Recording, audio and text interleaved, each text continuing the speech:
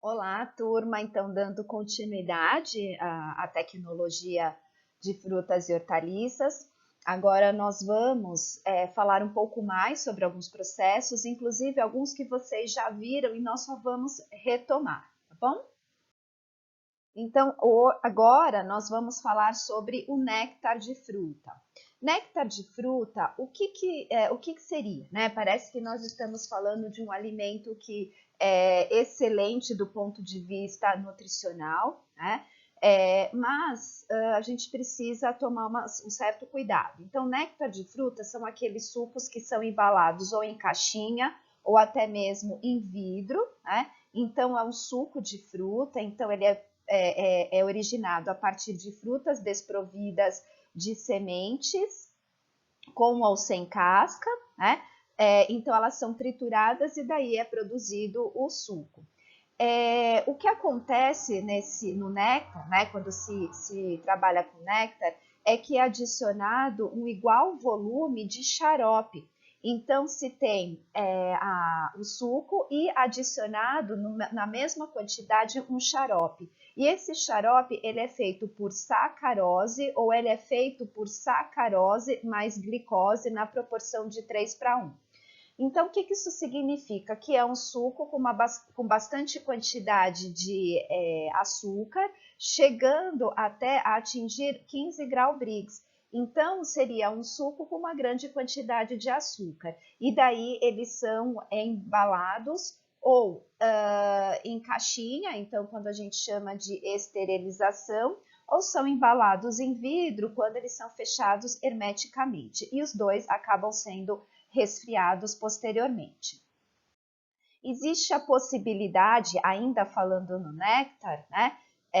Existe a possibilidade deles receberem algum tipo de ácido orgânico, como por exemplo o ácido cítrico ou ácido tartárico, só para regular o pH antes mesmo de acrescentar o xarope, para que tenha aí a padronização do suco, né? Para que todos os sucos saiam com a mesma característica.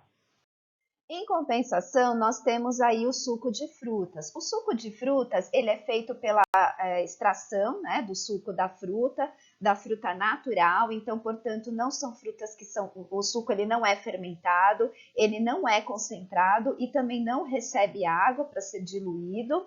A fruta, ela deve estar sã e madura. Então, ela deve estar em condições adequadas para se produzir os sucos.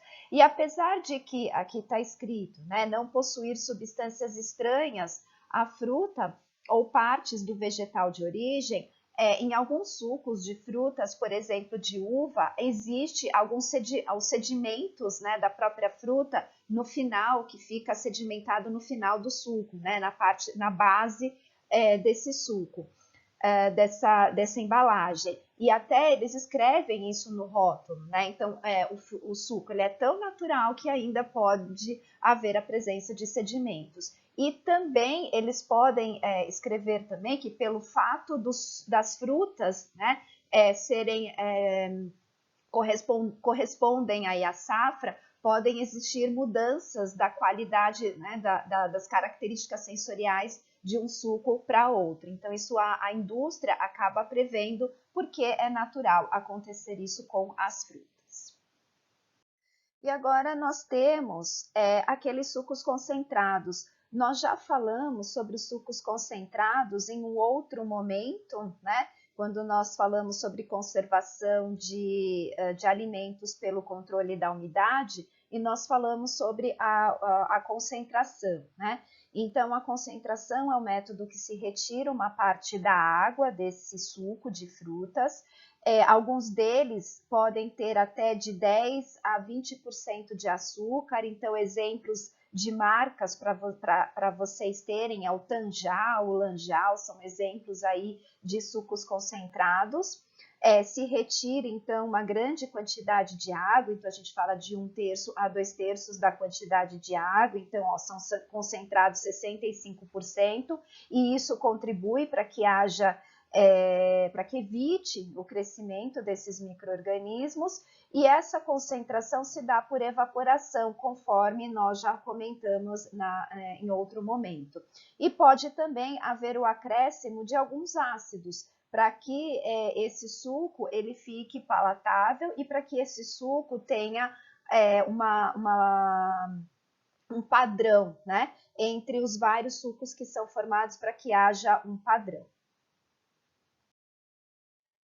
Resgatando aí a questão da conservação de frutas, e no caso aqui específico de sucos de frutas, né, especificamente aí sucos de frutas, nós temos os sucos de frutas, perdão, que são desidratados. Quando o suco de fruta ele acaba sendo desidratado, ele forma uma característica de pó.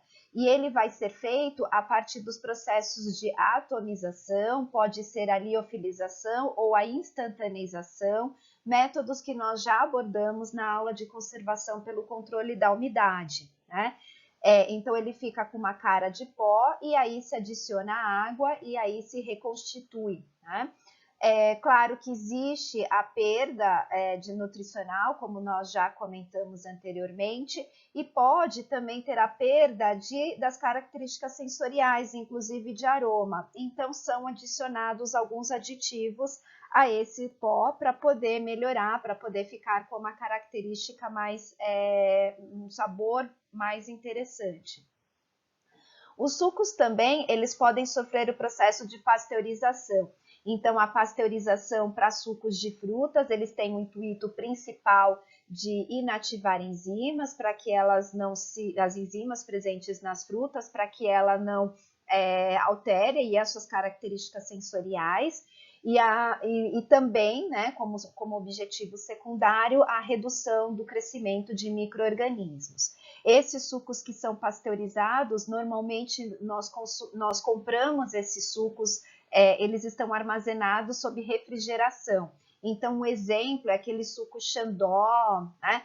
São sucos paulista, que são esses sucos de frutas que são comercializados aí sob refrigeração. E para finalizar a conservação de sucos de frutas, né, nós podemos encontrar os sucos que recebem aí os antissépticos, então são aditivos que são adicionados a esses sucos para manter a característica sensorial, para que não haja também o crescimento de micro-organismos, e também podem ter os sucos que são congelados, né? A gente pode também encontrar uma parte desses sucos que são congelados. E ainda dentro desse princípio de conservação das frutas pela retirada da umidade, nós temos os exemplos de frutas que são desidratadas e aquelas frutas que são liofilizadas.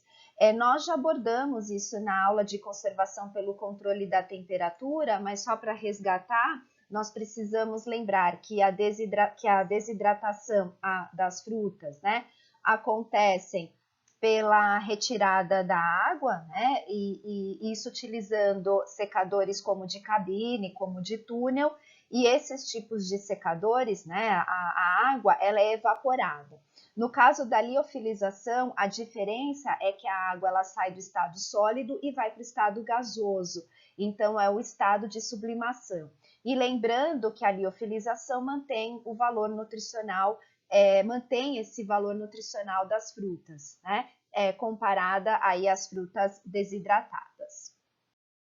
Nós temos também, ainda dentro daquele princípio de conservação das frutas ou conservação dos alimentos pela retirada da umidade, quando a gente tem a adição de elementos. E no caso aqui, a gente tem a adição de açúcares. Então, essas frutas, elas são cozidas num xarope com água e açúcar, e essa água vai sendo evaporada e esse açúcar vai incorporando a fruta de maneira que o açúcar ele fica bem rente à fruta. Então essa fruta ela acaba ficando com uma baixa atividade de água, mais concentrada, e daí a gente tem o processo de conservação.